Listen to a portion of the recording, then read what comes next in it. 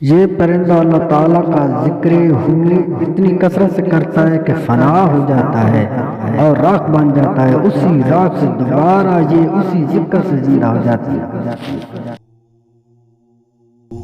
کہ صحراؤں کا باشندہ ہے، جب یہ اپنی طبعی عمر یعنی 500 سے 600 سال تک پہنچتا ہے تو یہ خود کو جلا کر ختم کر لیتا ہے اور پھر اسی کی راکھ سے ایک نیا فونکس جنم لیتا ہے جس میں تمام تر وہی نسلی خصوصیات موجود ہوتی ہیں جو کہ اس کا خاصا تصور ہوتی ہیں۔ کچھ روایات کے مطابق جب یہ اپنی عمر مکمل کر لیتا ہے تو اس کے جسم سے خود بخود آگ کے شعلے اگلنے لگتے ہیں جو اس کو جلا کر راکھ کر دیتے ہیں اور پھر اسی راکھ سے ایک نیا فونکس جنم لے لیتا ہے۔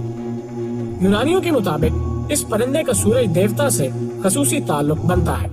جس کی شعاعیں ہی دراصل اس کے جلانے کا سبب بنتی ہیں۔ ایک اور روایت کے مطابق اس کی عمر 1400 سال تک بھی ہو سکتی ہے اور کہا جاتا ہے کہ جس